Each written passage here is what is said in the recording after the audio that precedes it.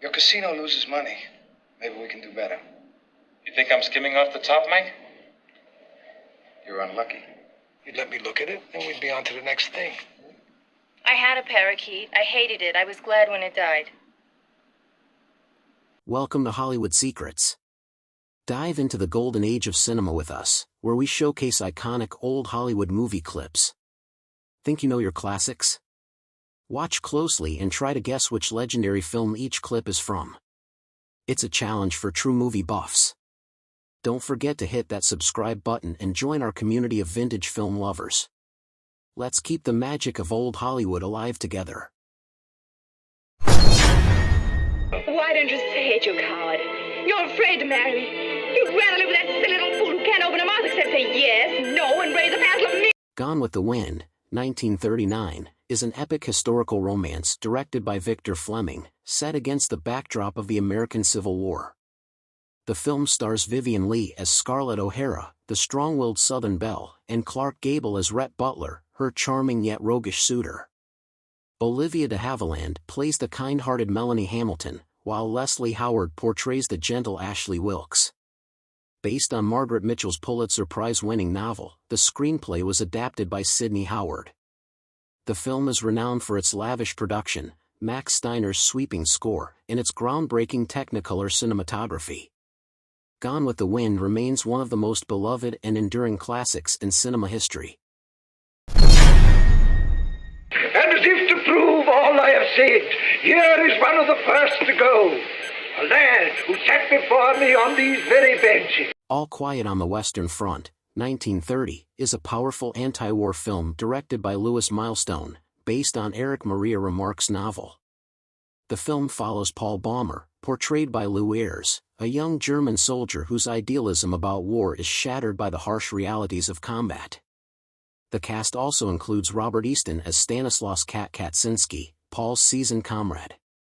The screenplay, adapted by Maxwell Anderson and George Abbott, captures the emotional and physical toll of World War I on soldiers. Notable for its realistic battle scenes and somber tone, the film's stark portrayal of war earned it critical acclaim and several Academy Awards, including Best Picture.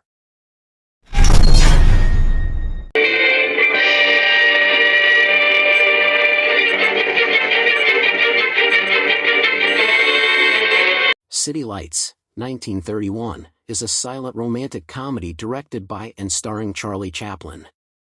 The film features Chaplin as his iconic character, the tramp, who falls in love with a blind flower girl, played by Virginia Cherrill. The tramp goes to great lengths to help the girl, believing he can provide her with the means to restore her sight. The cast also includes Harry Myers as a wealthy but unreliable benefactor. The film is renowned for its blend of humor and pathos, culminating in a poignant ending that remains one of cinema's most memorable moments. Chaplin's direction, coupled with his heartfelt performance and inventive visual gags, solidified City Lights as a classic of silent cinema. Who are you? I'm Maria. Will you play with me? Frankenstein, 1931, is a seminal horror film directed by James Whale, based on Mary Shelley's classic novel. The film stars Boris Karloff as the iconic monster, whose tragic plight is central to the story. Colin Clive plays Dr. Henry Frankenstein, the scientist who creates the monster in his quest to conquer death. The cast also includes Mae Clarke as Elizabeth, Dr. Frankenstein's fiancée, and John Bowles as Victor Moritz. The screenplay, adapted by Garrett Fort and Percy Heath, brings Shelley's Gothic tale to life with groundbreaking special effects and a haunting atmosphere. Frankenstein is renowned for its pioneering contributions to the horror genre and Karloff's unforgettable performance as the monster. Then he held up his hand, and they all stopped. And I thought he seemed to be saying, Dracula, 1931, is a landmark horror film directed by Todd Browning, adapted from Bram Stoker's classic novel. The film stars Bela Lugosi in his iconic role as Count Dracula, the vampire who travels from Transylvania to England, leaving terror in his wake. The cast includes Helen Chandler as Mina Seward, the Count's main target, and David Manners as Jonathan Harker, Mina's fiancé. Dwight Fry plays the eerie Renfield, Dracula's devoted servant, and Edward Van Sloan portrays Professor Van Helsing, the vampire hunter determined to stop Dracula. The film's eerie atmosphere, Lugosi's mesmerizing performance, and Carl Freund's cinematography have made Dracula a defining film in the horror genre, establishing the vampire mythos in popular culture. We'll find a great doctor. He'll cure you. They can cure anything these days. You think so? Of course, you'll see. Here. Grand Hotel, 1932, is a star-studded drama directed by Edmund Golding, known for its ensemble cast and interwoven storylines. The film takes place in a luxurious Berlin hotel, where the lives of various guests intersect over the course of a few days. Greta Garbo stars as Gruzinskaya, a melancholy ballerina, delivering the famous line, "I want to be alone." John Barrymore plays the charming but down-on-his-luck Baron Felix von Gagern, while Joan Crawford portrays the ambitious stenographer, Flemchen.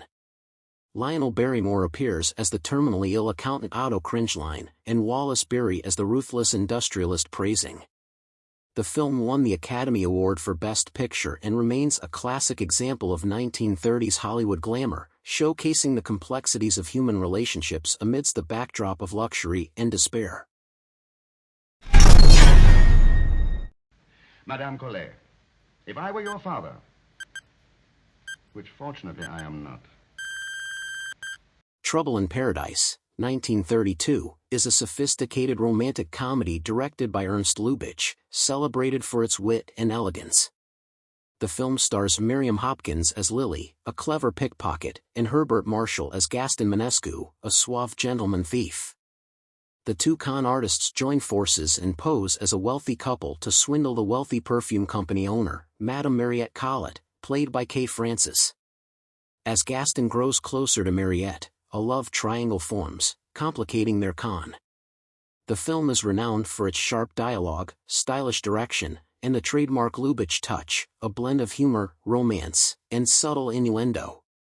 Trouble in Paradise remains a classic example of early Hollywood's sophisticated comedies, revered for its charm and cleverness.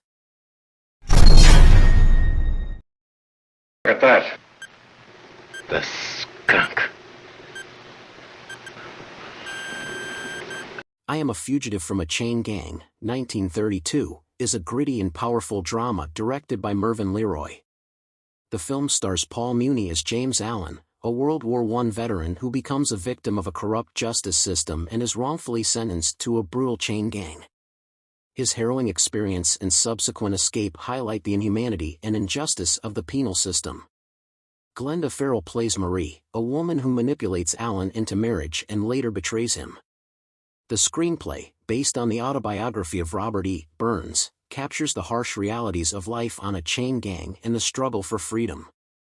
The film's raw portrayal of social injustice made it a critical success and a significant influence on prison reform in America. I Am a Fugitive from a Chain Gang remains a landmark in social realism in American cinema.